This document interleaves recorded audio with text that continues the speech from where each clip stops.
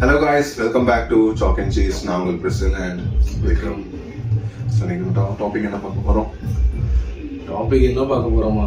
Prediction சொல்லி சும்மா இருக்கிறவங்க பெனல்டில போகும், டிரா ஆகும், யுனைடெட் ஜெயிக்கும்.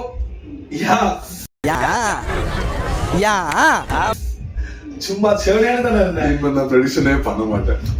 எதுவும் ஹோப் இல்லாம இருந்தேன்னா நான் எனக்கு உனக்கு நம்பிக்கை கொடுக்கணும் தான் அப்படி கொஞ்சம் உசுப்பேத்தி விட்டேன். இப்படியே உசுப்பேத்தி உடம்ப ரணகலம் ஆக்கிட்டாங்கடா. மேனே ஜெயிக்கும்னு சொல்லி எனக்கே தெரியும். எனக்கு ஹோப்ஸே இல்ல. எப்படியுமே அவர் ப்ரிப்பேர்டா தான் இருந்தேன். யுனைடெட் ஜெயிக்குமா என்னன்னு கொஞ்சம் இதா தான் இருந்தேன்.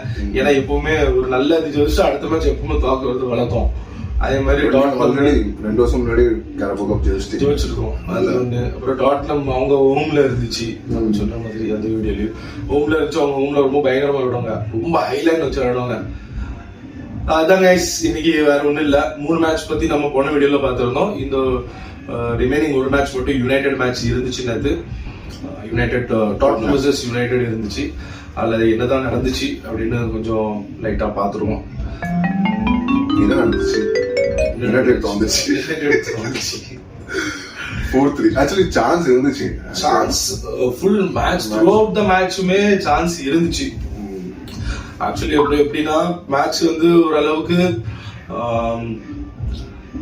ஒரு கெஸ் இருந்துச்சு, ஹை ஸ்கோரிங் மேட்சா இருக்கும் அப்படின்ட்டு ஒரு கெஸ்ஸிங் இருந்துச்சு. இன்ஃபேக்ட் ஒன்று தெரியுமா, இவனா ESPN பேனல் இருக்குல்ல, ESPN பேனல் வந்து அவங்க ஒரு ஆன்டி யுனைடெட். அது நம்மளுக்கு நல்லா இருக்கு. Anti Arsenal, anti United, anti Arsenal. இவங்க என்ன நல்லது பண்ணாலும் அப்படி எதுவும் நடக்காத மாதிரி இருப்பாங்க. அது மாதிரி சும்மா சின்ன நியூஸ் எது வந்தா கூட பாத்தீங்களா யுனைடெட், பாத்தீங்களா அப்படி பாத்தி ஆர்சனல் இப்படி அப்படின்ட்டு வருவாங்க. அவ்வளவு ப்ரெடிக்ஷன் பண்ணது இதுதான். அந்த பேனல் ஃபுல்லாவே எல்லாரும் ப்ரெடிக்ட் பண்ணது டாட்னம். அதுவும் 3-2 ப்ரெடிக்ட் பண்ணிருந்தாங்க. ஆமா, 3-2 ப்ரெடிக்ட் பண்ணிருந்தாங்க. ஒரே ஒருத்தர் மட்டும் வந்து 2-1 ப்ரெடிக்ட் பண்ணிருந்தான். மேட்ச் கடைசி வரைக்குமே 3-2 வரைக்கும் தான் இது இருந்துச்சு. அது லாஸ்ட் மினிட்ல 4-2 ஆச்சு. அதுக்கப்புறம் 4-3 ஆச்சு. இப்படிதான் போச்சு. அகைன் பெர்ஃபார்மன்ஸ் வைஸ் வந்து டிசப்பாயிண்டிங்கான ஒரு பெர்ஃபார்மன்ஸ் தான். ரெண்டு சைடு கோல் கீப்பர் பண்ண எரர்ஸ் தான். இந்த மேட்ச் வந்து மேட்ச் ஃபுல் ஆஃப் எரர்ஸ் தான். லைன் அப் பார்த்தோம்னா expected. Again Tottenham strong line up கூட போனாங்க. Tottenham strong line up. அவங்க வந்து நல்ல ஒரு ஸ்ட்ராங்கான லைன் அப் இருந்தாங்க.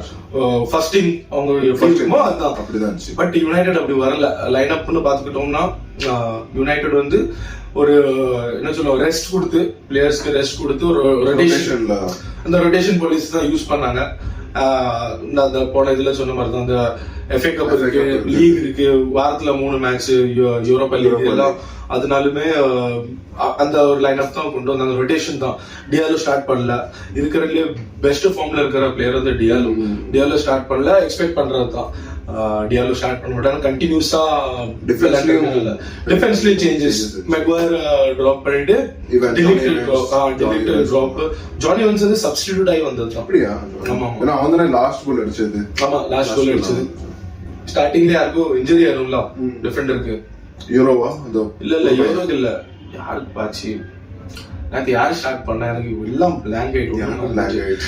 ஸ்டார்டிங்ல அது இன்ஜர் ஆனதுனாலதான் லிண்டலாஃப் ஸ்டார்ட் பண்ணது. ஒரு ஃப்ரெஷ் லெக் கொண்டு வரும் அப்படின்ட்டு லிண்டலாஃப்க்கு ஒரு இன்ஜுரி ஆனதுனால எவன்ஸ் வர வேண்டியதாயிட்டு. எவன்ஸ் வந்து எப்பவுமே ஒரு சூப்பரான நல்ல எக்ஸ்பீரியன்ஸ் கேம்பெயினர், நல்லா விளையாடக்கூடிய பிளேயர் தான். No complaints on him. அதான் ஸ்டார்ட் அப் கொஞ்சம் வேற மாதிரி தான் இருந்துச்சு.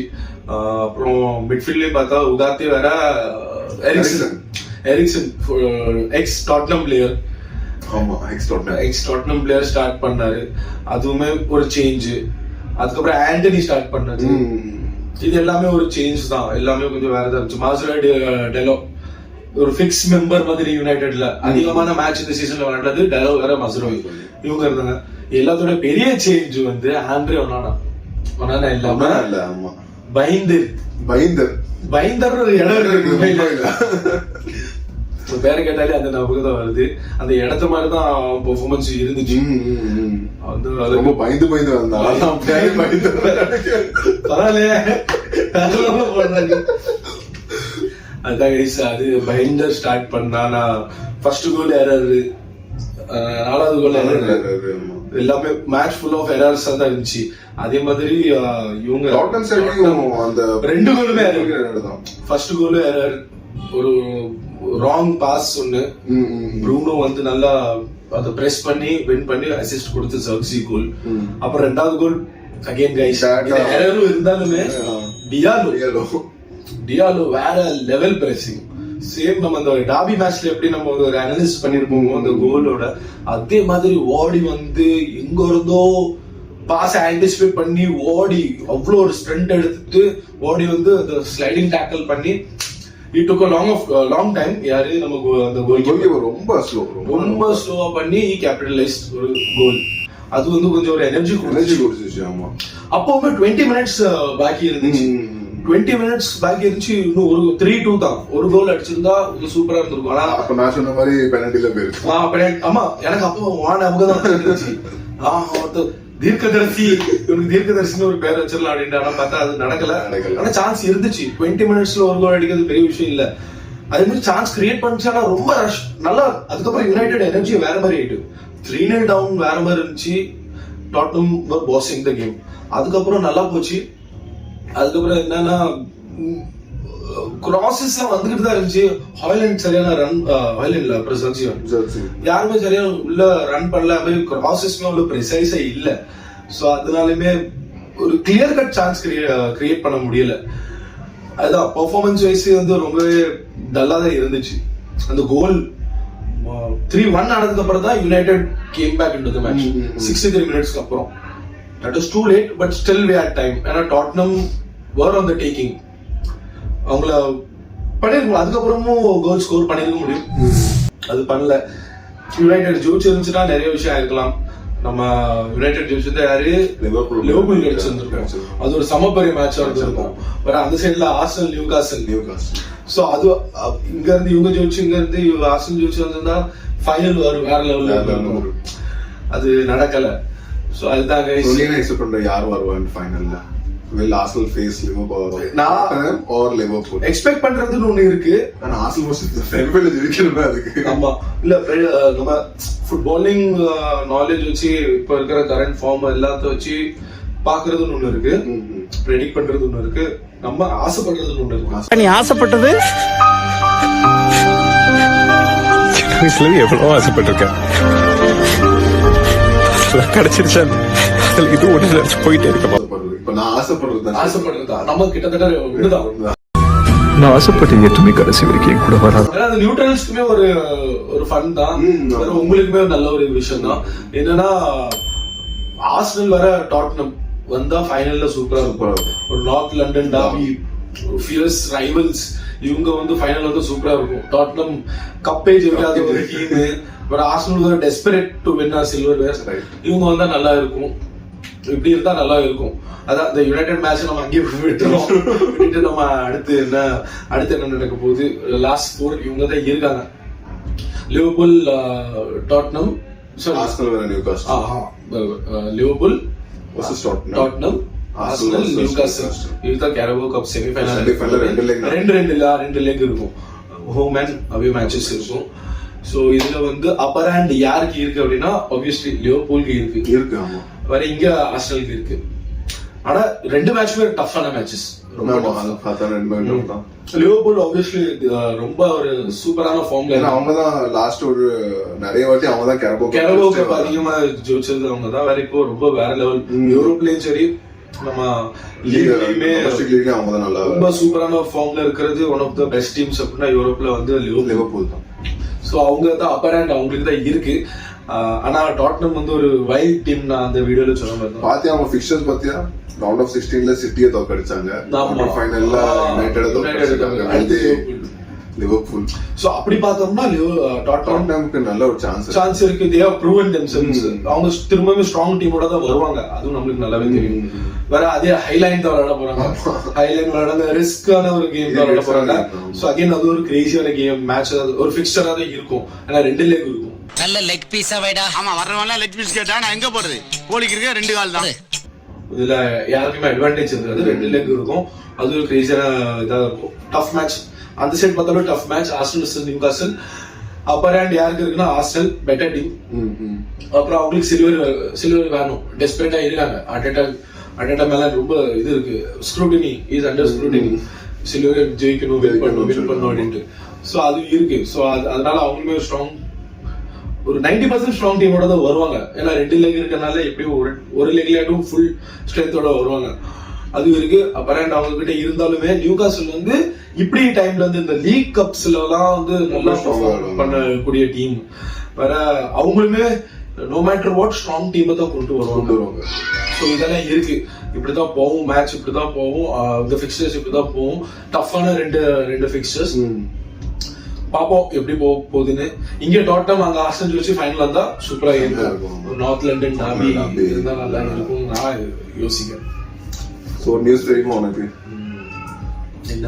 லெஸ்டர் சிட்டிக்கு ஒரு பிளேயர். ஆமா அது ஹம்சா டிஎஸ்பி சௌத்ரி. ஹம்சா சௌத்ரி.